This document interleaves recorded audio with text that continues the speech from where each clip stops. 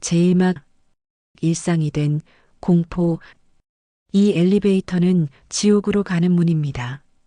매일 아침 똑같은 시간, 똑같은 장소에서 나는 이 버튼을 누릅니다. 세상에서 가장 무거운 손가락으로 말이죠. 버튼을 누를 때마다 내 손가락은 사형집행인의 스위치를 누르는 죄수의 손처럼 떨립니다. 이 회사에 입사한 지 3년, 나는 매일 이 순간을 두려워했습니다. 8시 정각. 그가 올 시간입니다. 최도윤 이사, 우리 팀의 절대 권력자, 웃는 악마. 우리의 미소 요정이 왔군. 오늘은 좀 더 예쁘게 웃어볼래? 고객들이 내 우울한 얼굴 때문에 떠난다던데 어제 고객 한 명이 내 표정이 불쾌하다고 불만을 제기했어. 회사에 손에 끼치고 싶니? 네, 팀장님. 죄송합니다. 더 밝게 응대하겠습니다. 최도윤이 가까이 다가와 귓가에 속삭이듯 말했습니다. 넌 내가 만들어준 자리에 있는 거야. 언제든 그 자리에서 내릴 수도 있어. 알겠지? 그의 손가락이 닿을 때마다 나는 얼어붙었습니다. 피부에 닿는 그 손길이 내 영혼까지 더럽히는 것 같았습니다. 이건 단순한 접촉이 아닙니다. 권력이 만들어낸 침략입니다. 그의 손길 아래 내 존재는 물건으로, 소유물로 전락했습니다. 웃음으로 포장된 폭력 앞에 나는 매일 조금씩 죽어갔습니다. 회의 시간이었습니다. 저는 이번 프로젝트에 대해 조사한 결과 새로운 접근 방식이 필요하다고 생각합니다. 데이터에 따르면 여자가 회의에서 말하면 집중력이 흐트러져. 특히 내 목소리는 듣기 불편해. 입 쳐닫고 회의록이나 써. 그게 내 존재 가치지. 너 같은 여직원은 보여주기식으로 있는 거야. 의견은 필요 없어. 이사님, 소연 씨 분석이 꽤 유용할 것 같은데요. 최도윤이 김 과장을 쏘아보며 말했다. 김 과장, 너도 그녀 편이야? 다음 인사고과 때 참고하지. 너네들 많이 컸다. 은혜도 모르는 것들. 그날도 또 다른 날도 나는 점점 작아졌습니다. 내 목소리는 공기 중에 흩어지는 먼지처럼 사라졌고 내 존재는 그림자가 되었습니다. 회의실 의자에 앉아 있지만 실제로는 그 자리에 없는 것 같았습니다. 매일 쌓이는 상처들이 내 존재를 지워가고 있었습니다. 모든 굴욕은 축적되었고 내 자존감은 이제 바닥에 떨어진 종이 조각처럼 아무도 주워가지 않았습니다. 하지만 그날 밤 모든 것이 변하기 시작했습니다. 때로는 가장 깊은 어둠 속에서 첫 빛이 시작되는 법입니다. 제2막 침묵의 동조자들. 정미 씨가 이상하다. 괜찮아요? 정미 씨, 무슨 일 있었어요? 동료인 정미 씨가 눈물을 훔치며 울고 있었다. 아, 소연 씨 괜찮아요? 그냥 개인적인 일이에요. 별거 아니에요, 정말. 정미의 왼쪽 볼이 발가스레 상기되어 있었다. 그건. 급하게 손으로 왼쪽 볼을 가렸지만 선명하고 길게 늘어져 있는 흔적을 가리기엔 역부족이었다. 넘어졌어요, 그냥. 신경 쓰지 마세요. 우리는 서로의 고통을 알면서도 말하지 못했습니다. 복도에서 마주칠 때마다, 화장실에서 울음소리를 들을 때마다, 퇴근 후, 누군가 사무실에 남겨질 때마다 우리는 알고 있었습니다. 하지만 말하지 못했습니다. 나는 그녀의 눈에서 나와 같은 공포를 보았습니다. 그리고 침묵이 우리를 더 죽이고 있다는 것을 깨달았습니다. 침묵은 가해자의 가장 강력한 무기입니다. 나는 문제가 됐던 장소의 CCTV를 확인해 보기로 했다. 왜 그날 오후 3시부터 5시까지 영상이 없지? 점점 더 이상한 생각이 들었다. 이건 의도적으로 삭제된 거야? 그날은 정미가 최도윤의 사무실에 불려갔던 날입니다. 그리고 다음 날 그녀는 갑자기 사직서를 냈습니다. 회사에 들어올 때마다 환하게 웃던 그녀가 이제는 눈에 생기 없이 남은 짐을 싸고 있었습니다. 이건 우연이 아닙니다. 때론 빈 공간이 가장 많은 이야기를 담고 있습니다. 그리고 그 지워진 시간 속에 정미의 비명이 숨겨져 있다는 걸 직감적으로 알았습니다.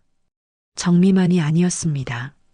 지난 2년간 8명의 여직원이 갑자기 회사를 떠났습니다. 모두 최도윤과 단둘이 면담 후 모두 같은 표정으로 이제 이상함을 넘어 분노가 생기기 시작했습니다. 이건 분명히 직장 내 괴롭힘입니다. 최도윤 이사님은 여직원들을 지속적으로 괴롭히고 있어요. 정미 씨도 그렇고 그 전에 퇴사한 직원들도 모두 인사팀장을 향해 이렇게 거침없이 얘기했습니다. 하지만 인사팀장이라는 분은 아무 말도 하지 못하고 있었습니다. 소연 씨, 우리도 알아요. 하지만 그분은 대표이사와 친분이 있어요. 골프도 같이 치고 가족 모임도 함께하고 증거 없이는 아무것도 할 수 없어요. 나는 답답함과 인사팀장의 무책임한 말에 더 큰 목소리로 말했다. 그럼 계속 이렇게 당하라는 거예요? 다음은 누가 될지 모르는데. 인사팀장은 모든 걸 포기한 듯한 작은 목소리로 말했다. 참는 게 때로는 생존이에요. 가족이 있고 대출도 있고 소연 씨도 현실을 봐야 해요. 그 순간 내 안에서 무언가가 끊어졌습니다. 참는 게 생존이라는 말이 내 귀에서 폭탄처럼 터졌습니다. 그들은 알고 있었습니다. 모두가 알고 있었습니다. 하지만 아무도 말하지 않았습니다. 아무도 행동하지 않았습니다. 나는 공포와 체념이 분노로 변했습니다. 시스템은 가해자를 보호하고 피해자는 침묵을 강요받습니다. 반드시 누군가는 이 악몽을 끝내야 했습니다. 그리고 그 사람이 나일 수밖에 없다는 것을 깨달았습니다. 때로는 생존보다 중요한 것이 있습니다. 존엄입니다. 제3막 증거 수집의 시작.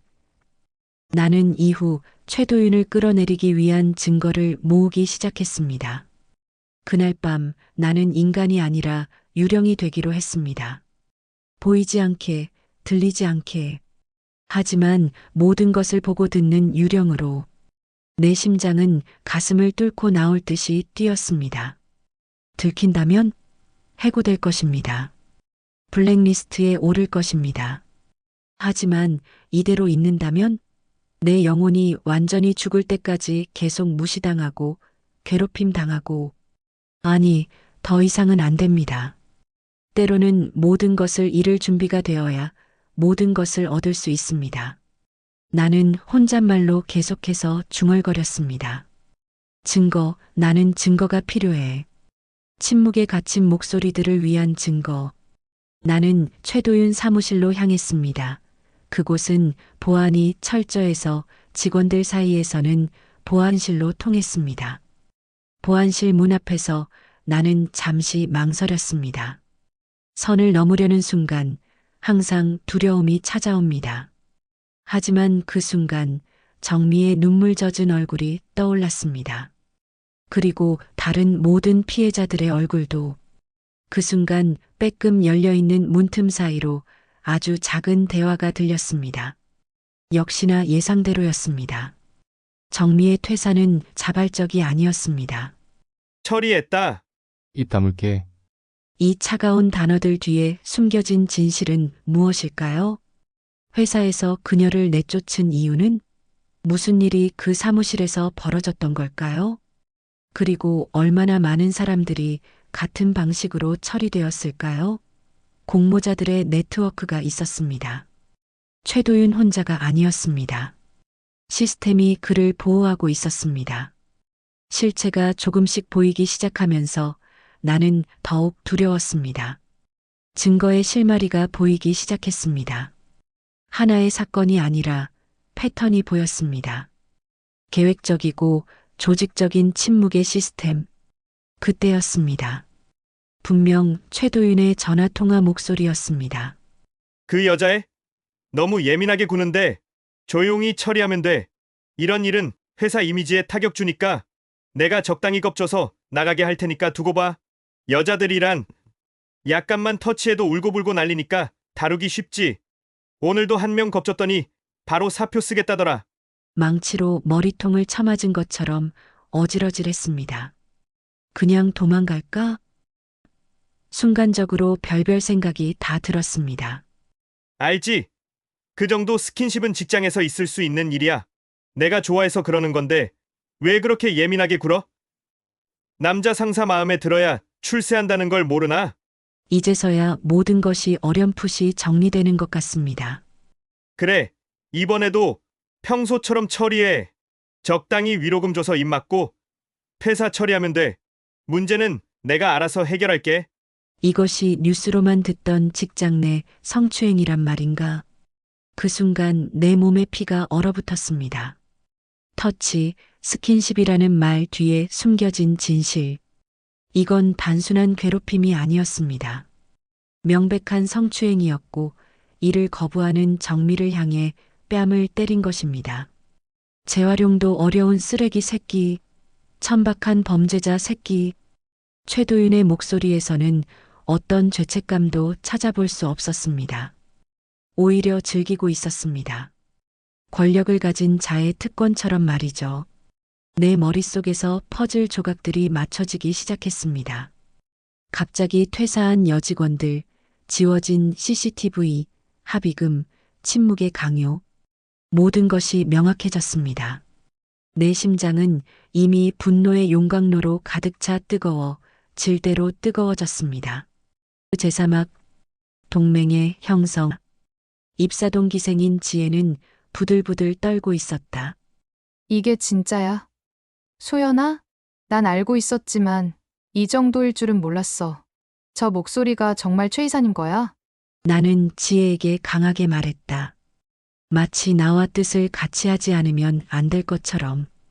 이제 너도 들었어. 증거야. 더 이상 침묵할 수 없어. 지혜야, 정미가 왜 갑자기 회사를 떠났는지 이제 알겠지? 지혜는 갑자기 눈물을 보이기 시작했다. 그 사람 때문에 정미가 그렇게 된 거야. 난 알고 있으면서도 못 막았어. 정미는 내 친구였는데. 지혜는 부르르 떨리는 목소리로 내게 말했다. 사실 나도 한번. 지혜의 손을 꼭 잡고 다시 한번 강하게 말했다. 말하지 않아도 돼. 이제 알아. 하지만 이대로 둘 순 없어.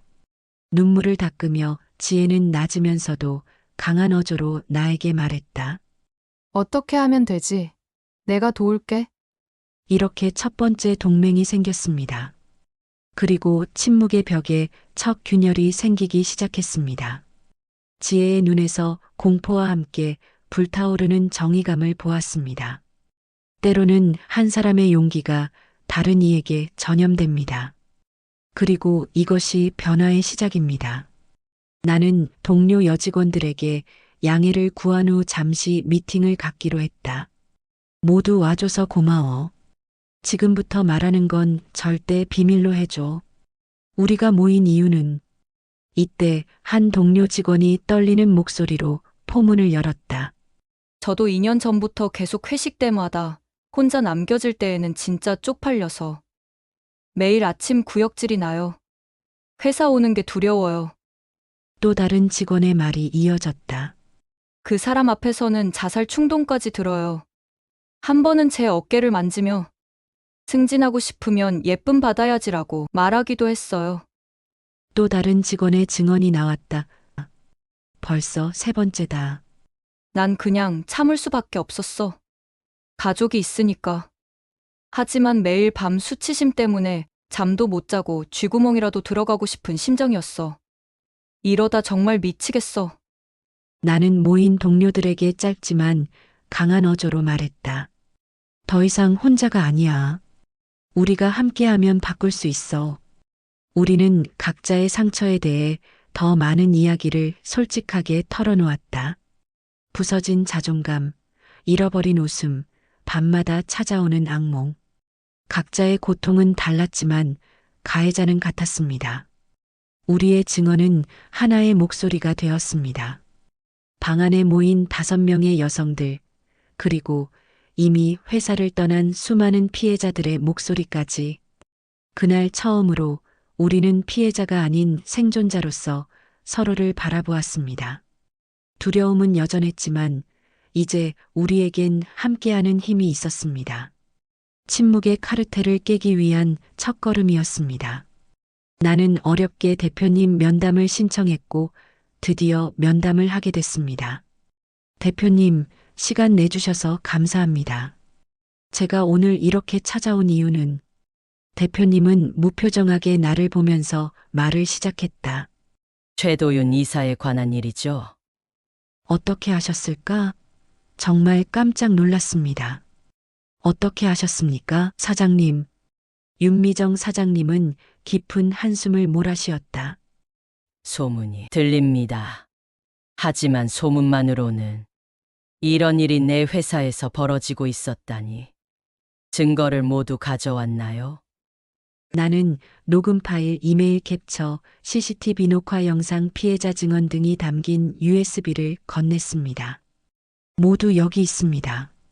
정미 씨를 포함해 최소 8명의 피해자가 있습니다. 윤미정 사장님은 USB를 받으시며 말했습니다. 이걸 수집하는데 얼마나 위험을 감수했는지 알고 있습니다. 사장님은 차갑고 어두운 표정으로 말을 이어갔습니다. 내일 끝내겠습니다. 준비하세요. 최도윤의 시대는 끝났습니다. 분명 기쁜 일인데도 아직까지는 안심할 수 없었기 때문에 불안함은 여전했습니다. 하지만 그녀의 눈에서 나는 정의를 보았습니다. 차가운 분노와 결연함이 공존하는 눈빛이었습니다. 윤미정 사장님은 내가 생각했던 것보다 훨씬 강인했습니다. 하지만 내일이 오기까지 이 밤이 얼마나 길게 느껴질지 모릅니다. 폭풍 전의 고요함처럼 가슴속에서는 두려움과 기대가 뒤엉켜 있었습니다. 제오막 결전의 전야, 거울 속에 나에게 당당하게 말했습니다. 내일 당신은 더 이상 피해자가 아닙니다. 당신은 생존자입니다. 당신이 목소리를 내는 것은 자신만을 위한 것이 아닙니다. 모든 침묵당한 사람들을 위한 것입니다. 그날 밤 나는 마지막 기도를 했습니다. 용기를 달라고, 정의가 승리하게 해달라고, 내가 두려움에 무너지지 않게 해달라고. 내일 아침이 오면 모든 것이 바뀔 것입니다. 더 이상 돌이킬 수 없는 강을 건너는 것처럼 나는 이제 다른 세계로 향하고 있었습니다. 최도윤의 지배가 끝나는 세계로, 우리 모두의 상처가 하나의 목소리가 되어 드디어 세상에 들릴 것입니다. 이것이 정의의 시작입니다. 최도윤이 길길이 날뛰며 흥분하고 있습니다. 그가 뭔가를 눈치챈 게 틀림없습니다. 어느 정도 불길한 예상은 했지만 아마도 내부 고발자가 있었을 겁니다. 회사의 벽에도 귀가 있었나 봅니다. 이제 그가 나에게 회유와 공갈협박을 하고 있습니다. 승진을 시켜주겠다고. 얼마나 많은 사람들이 정의보다 안전을 선택했을까요? 하지만 이제 와서 물러설 수는 없습니다. 그의 메시지에서 나는 두려움의 냄새를 맡았습니다. 권력자의 두려움을. 자칫 잘못되면 나는 물론이고 같이 했던 동료들까지 불이익을 받으면 어떡하지? 하는 마음에 무서웠습니다. 최도윤이 나에게 한 말, 메시지도 또 하나의 증거가 되었습니다. 지혜가 다급하게 내게 말했습니다. 소연아, 이사님이 모두에게 메시지 보냈어. 공갈 협박을 하고 있어. 이 일이 공개되면 회사가 망할 수 있다. 나뿐만 아니라 너희들 일자리도 다 날아갈 수 있다. 라고. 다른 직원도 말을 이어갔다. 난 무서워. 내일 못 갈 것 같아. 내 이름이 알려지면 어떡해? 이 바닥에서 다시 취업 못할지도 몰라. 다른 직원도 마찬가지였다. 가족이 있어. 미안해. 응원은 하지만 난 앞에 나설 수 없어. 지금이라도 늦지 않았어. 우리 모두 합의금 받고 조용히 넘어가자. 이런 싸움은 우리 같은 사람들이 이길 수 없어. 나는 참담한 마음으로 채팅방에 글을 다시 쓰기 시작했다. 모두의 결정을 존중해. 하지만 나는 혼자라도 갑니다. 이건 우리 모두의 존엄을 위한 싸움입니다. 누군가는 이 악순환을 끊어야 합니다. 그래서 끝까지 가보려고 합니다. 동료들 마음은 이해하지만 답답함과 서운함은 감출 수 없었습니다. 이래서 세상이 변하기 힘들구나 혼자말로 중얼거려 봅니다. 동맹군이 무너지기 시작했습니다. 공포가 다시 그들을 지배했습니다. 어제까지 함께 분노하던 동료들이 이제는 다시 침묵 속으로 숨어들었습니다. 그들을 탓할 수는 없습니다. 두려움은 우리 모두의 그림자입니다. 내일 나는 홀로 서야 할지도 모릅니다. 모든 빛이 꺼진 무대 위에 홀로 서야 할지도 모릅니다. 하지만 때로는 한 사람의 목소리가 어둠을 가르는 빛이 되기도 합니다. 제육막 정의의 순간 출근 전 나는 평소에 하지 않던 마리아상 앞에서 간곡히 기도했습니다. 반드시 응징해 주십시오. 그날 아침 나는 홀로 전쟁터로 향했습니다. 한 손에는 증거가 한 손에는 결의가 들려 있었습니다. 엘리베이터를 타고 올라가며 마지막 기도를 했습니다. 용기를 주세요. 그리고 로비에 도착했을 때 지혜가 나에게 달려왔습니다. 소연아, 다들 왔어. 아무도 너를 혼자 두지 않기로 했어. 우리도 함께 할 거야. 나는 순간 눈물이 핑 돌았습니다. 제 진심이 통했던 것일까요? 어떻게? 어제 다들 지혜가 말했습니다. 밤새 서로 통화했어. 결국 우리 모두 같은 결론에 도달했지. 이대로는 안 된다는 거. 넌 혼자가 아니야. 다시 주책 없이 눈물이 마구 흘렀습니다. 아마도 그들과 함께하길 간절히 바랬던 것 같습니다. 그 순간 나는 깨달았습니다. 내가 혼자가 아니었다는 것을. 침묵했던 모든 사람들이 이제 함께 목소리를 내기로 했다는 것을. 두려움은 여전했지만 이제 우리는 함께였습니다. 한 명의 외침은 무시될 수 있지만 수십 명의 목소리는 침묵을 뚫고 거대한 폭풍이 될 것을 우린 알고 있었습니다. 그들 중에는 직접적인 피해자도 있었고 방관자였던 사람도 있었습니다. 하지만 이제 그들은 모두 정의의 편에 서기로 했습니다. 이것이 연대의 힘입니다. 드디어 운명의 시간, 최도윤과 대면하게 됐습니다. 최도윤은 우리를 비웃기라도 하듯 위아래로 째려보면서 말했습니다. 이게 다 무슨 소란이지? 한소연 씨, 이런 쇼는 필요 없을 텐데. 대표님, 이건 분명히 오해입니다. 내가 이 회사를 위해 얼마나 헌신했는지 아시잖아요.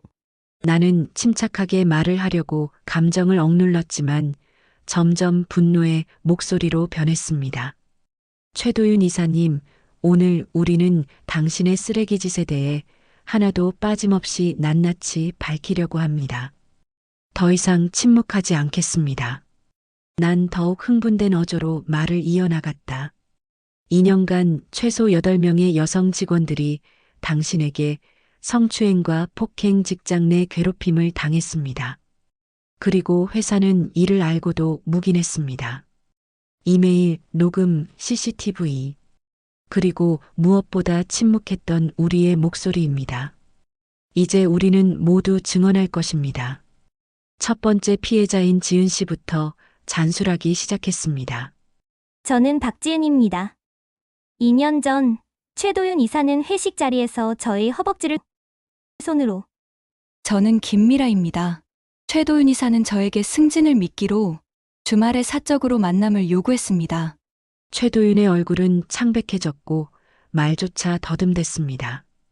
당황한 기색이 역력했습니다.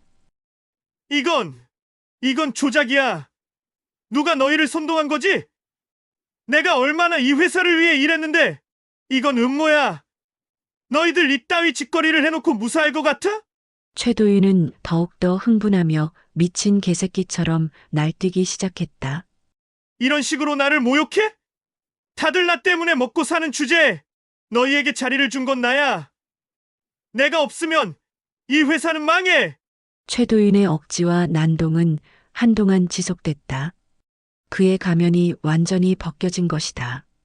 권력자의 진짜 얼굴, 영원할 것 같았지만 역시 세상엔 영원한 건 없나 보다. 그의 외침 속에는 이미 무너져 버렸고 이제 윤미정 사장님의 최후 심판만 남은 상태이다. 윤미정 사장님의 미간은 찌푸려져 있었고 망연자실한 모습이었다.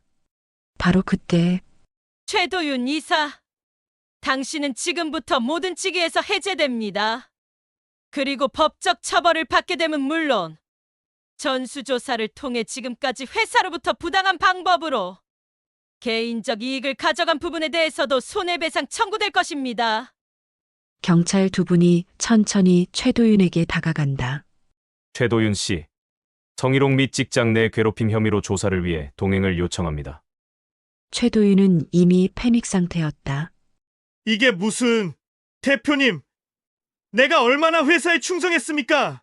20년을 나 없이 어떻게 회사를 운영하실 겁니까? 윤미정 사장님은 아주 차갑게 쏘아붙였다. 품격 없는 사람에게는 권력도 필요 없습니다. 당신은 내 회사의 가치를 훼손했습니다. 최도윤은 경찰에 끌려가면서도 끝까지 난동을 부렸다.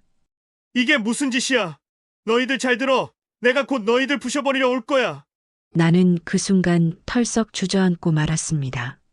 수년간의 공포가 한 번에 무너져 내렸습니다. 그의 얼굴에서 모든 권력이 빠져나가는 것을 보았습니다. 더 이상 우리를 지배하는 신이 아니라 그저 비겁한 가해자일 뿐이었습니다. 그가 끌려나가는 순간 회의실에는 기이한 정적이 흘렀습니다. 우리는 마침내 숨을 쉴 수 있게 되었습니다. 제7막 새로운 시작. 그 일이 있고 한 달이 지났습니다. 상처는 하루아침에 치유되지 않았습니다. 트라우마는 여전히 우리 안에 살아 있습니다. 때로는 밤중에 악몽으로, 때로는 갑작스러운 공포감으로 찾아옵니다. 하지만 우리는 이제 숨을 쉴 수 있게 되었습니다. 무엇보다 우리는 이제 서로를 바라봅니다. 더 이상 외면하지 않고 침묵하지 않고 우리는 서로의 아픔을 인정합니다. 회사는 변화하고 있습니다. 천천히 하지만 확실하게. 권력의 남용과 괴롭힘이 있었던 자리에 이제는 존중과 경청이 자리 잡고 있습니다. 완벽하진 않지만 우리는 매일 노력하고 있습니다. 침묵의 문화를 깨는 것, 그것이 첫 번째 단계였습니다. 상처는 여전히 아프지만 이제 우리는 함께 치유되고 있습니다. 오늘 아침 윤미정 사장님은 조회사에서 이렇게 말씀하셨습니다. 오늘부터 우리 회사는 존중 문화 헌장을 시행합니다. 익명 신고 시스템, 외부 감사관, 정기적인 교육 프로그램, 그리고 무엇보다 서로에 대한 존중이 핵심입니다. 어떤 권력도 어떤 지위도 다른 사람을 해칠 권리는 없습니다. 그리고 오늘 우리는 특별한 발표가 있습니다. 새로운 인사팀장을 소개합니다.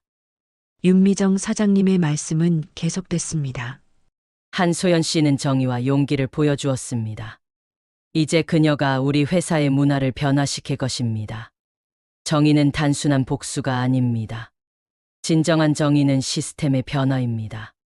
한 명의 가해자를 처벌하는 것보다 가해자를 만들어내는 시스템을 바꾸는 것이 더 중요합니다.